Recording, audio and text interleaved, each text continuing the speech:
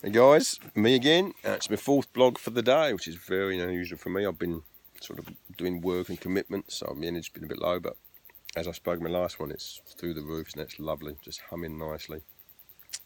And my last one was about an experience I had with a rabbit, and as I sat here a few minutes later, a rabbit came to within a couple of feet of me, just twitching its nose and chomping in grass. It's just lovely to watch. I can feel the energy off them. It's beautiful.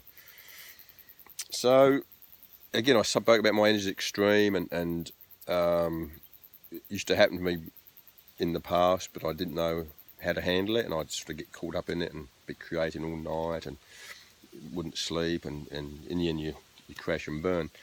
And that seems to be the way for a lot of artists, and always has been, and all creative people, but also more and more people, spiritual, open-minded people.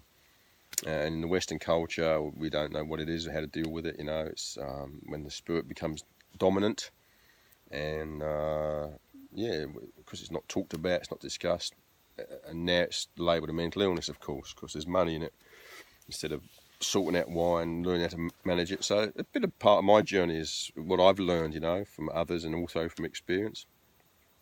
So I've got a gig tonight, and I'm going to just get things done, go for a swim in the ocean, no, probably a river, a nice cold river off the mountains, so the energy just crank it right up, and then I just meditate and really just hold that energy in. I don't exert energy, I just hold it in, and then when I go on stage, I just open up and out it comes, and it seems to have an impact, and hopefully they'll record tonight's gig, and it's my first real proper gig. It's only a short one, but you might just see a bit of what I do.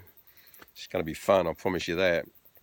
Well, I've got a little idea what I'm doing. I've got, I think, 2 musicians, maybe none, maybe 10. Just whatever comes, and then we just do what we feel, and it seems to work. So yeah, and what I realised a long time ago, and I've seen in meditation, I've left my body and looked down on my body.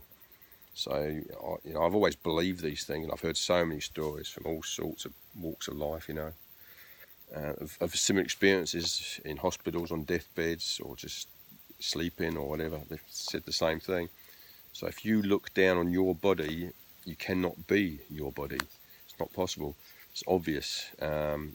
So a lot of people think we have a spirit, and I'm just going to offer perhaps an alternative to that. My truth is we are spirit, we have a body, and in the fear world, the spirit's just quashed, the frequency drops, and pain and torture and torment, and people try and ignore the whispers, which become screams.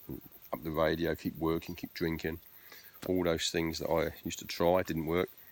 So I've just learned how to manage it now, and hopefully others can do the same, So yeah, when spirit's dominant, amazing things happen. We're capable of anything. Anything. I'm only really now just starting to, as I've got my life stable, just starting to ascend gradually and cautiously and carefully, and learn and watch and observe. And exciting times. I'm off to Fiji for a month, and over there I really crank things up, and so I'll be doing blogs from there. But anyway, it's about the spoken word. So I've got a poem for you. It's called Robotic Shell, and I think you'll get what it's about. Let's have a look. I peer out of 2 holes in this robotic shell that goes and stops and sleeps when I tell. I look up to the sky and love what I see. It's infinite light and it's spirit, it's me. Look down to the river, down to the sea. It's free and it flows and it knows it is me. I look away across the earth, the turf and the tree, the birds and the bees and the fish, they are me. Fly up to the planets, the stars, galaxy, miracles, creation. I know they are me. I close my eyes, my surprise, connected I feel. When we all come together, at last we will heal. So yeah, as babies we're born from the light, perfect, whole, complete. You can feel the energy on newborn babies, at least I certainly can. I think all people can. And pure love, pure light. And bit by bit that gets programmed out, programmed with fear, and the light dims and the frequency drops. and the pain and the torment starts. And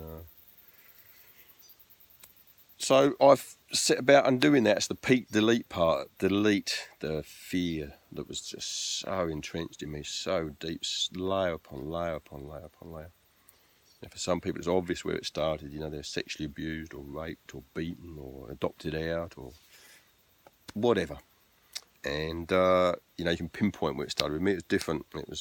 I just couldn't work it out. But I've been down through the layers of the bullying at school, dyslexia, Catholic Church, of course, and deeper and deeper. We'll get into that another day. But I've set about walking through those and getting back to that child in my little book, Through the Eyes of a Child. I'm starting to see that world again. You know, if I can see ants crawling around, you know, carrying 10 times their body weight and just stare at them in awe, you know, as children do. And I've created that time in my life now, and it's amazing what you see when you're in that state. When I woke up, a lady showed me a movie called Peaceful Warrior, Nick Nolte. Good movie and a true story. Dan Millman, I think. Highly recommend it. I better get my kit on, go and do my gig. See what. Oh, Bobby the Bush Fairy's come to visit tonight, so that'll be fun. Might meet her tomorrow. She's a good one. Ciao.